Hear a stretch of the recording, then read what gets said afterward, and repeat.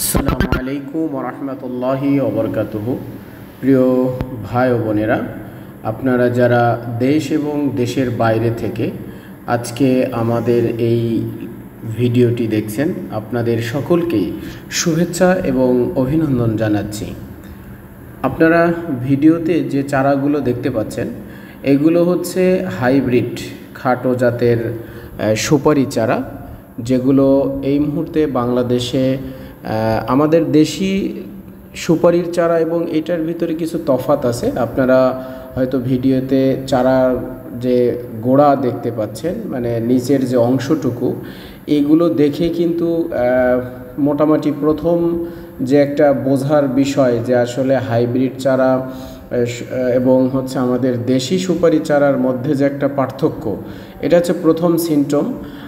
এরপরের যেটা হচ্ছে সেটি হচ্ছে যে আমাদের দেশের সুপারি গাছগুলো এগুলো ব্যাপক লম্বা হয় এবং সুপারি আসতে অনেক সময়ের প্রয়োজন হয়, কিন্তু হাইব্রিড সুপারি চারা যেগুলো, অর্থাৎ উচ্চ ফলনশীল যে সুপারির চারাগুলো খাটো জাতের, এগুলো আপনার হচ্ছে সর্বোচ্চ সঠিক পরিচর্যা যদি করেন 3 থেকে 4 বছরের মধ্যেই ইনশাল্লাহ এই গাছগুলোতে কিন্তু সুপারি চলে আসবে।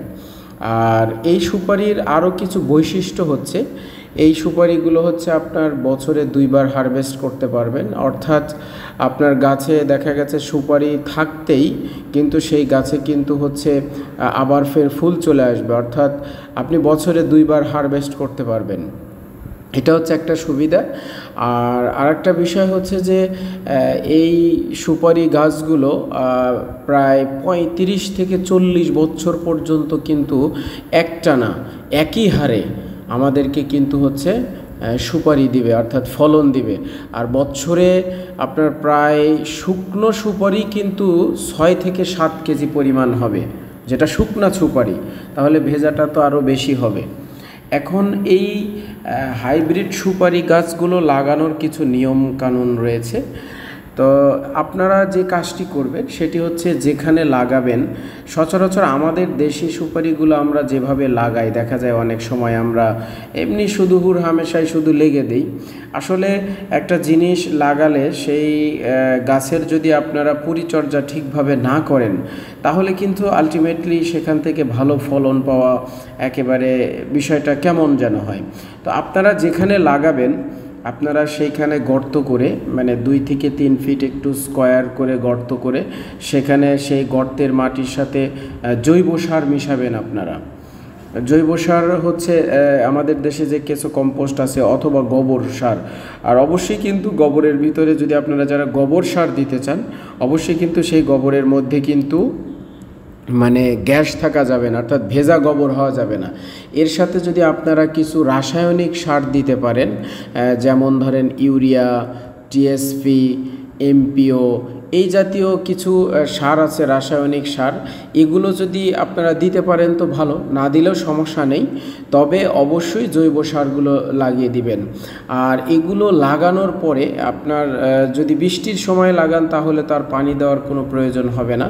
আর যদি বৃষ্টির মৌসুমে না হয়, যদি শুষ্ক মৌসুমে আপনারা লাগান, সেক্ষেত্রে কিন্তু অবশ্যই আপনাদেরকে পানি সেচের ব্যবস্থা করতে হবে। তো মোটামুটি এই যত্নগুলো যদি আপনারা প্রাইমারি স্টেজে করেন, আশা করি খাটো জাতের হাইব্রিড সুপারির যে চারাগুলো আপনারা লাগাবেন এগুলো কিন্তু 3 থেকে 4 বছরের মধ্যে আসবে। আর আমরা আপনাদেরকে যে চারাগুলো দিব এগুলোর হাইট থাকবে হচ্ছে আপনার 2.5 থেকে 3 ফিটের মধ্যে। অনেকেই হয়তো আমাদের কাছে বলেন যে ভাই চারাগুলো আরও একটু বড় হলে হয়। আসলে খাটো জাতের হাইব্রিড এটা তো হচ্ছে আপনার কাঠ যখন আপনার হচ্ছে 2 থেকে 2.5 ফিট হবে, একটা গাছের যখন কাঠ 2 থেকে 2.5 ফিট হবে, তখনই কিন্তু এই গাছগুলোতে সুপারি চলে আসবে।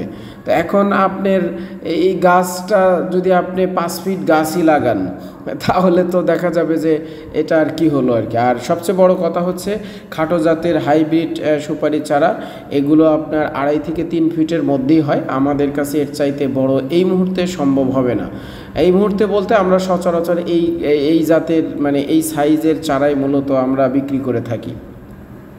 তো এছাড়াও আরও যারা বাণিজ্যিকভাবে করতে চান তারা আমাদের সাথে সরাসরি যোগাযোগ করতে পারেন।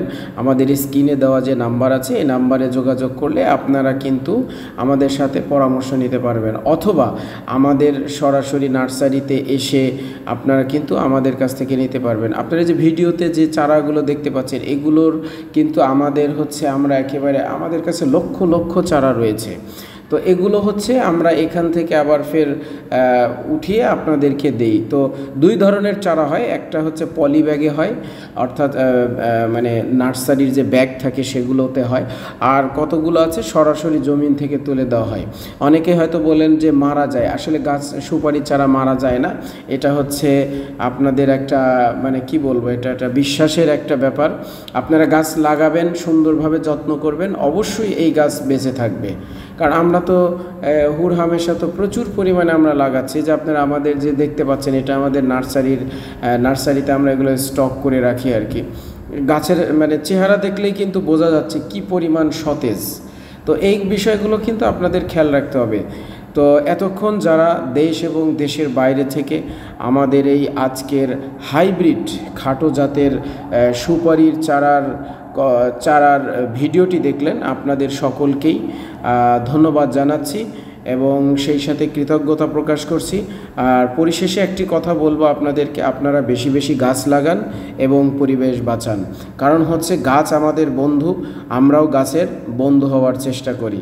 তো এখানেই শেষ করছি। আপনারা ভালো থাকেন, সুস্থ থাকেন। আসসালামু আলাইকুম ওয়া রাহমাতুল্লাহি ওয়া বারাকাতুহু।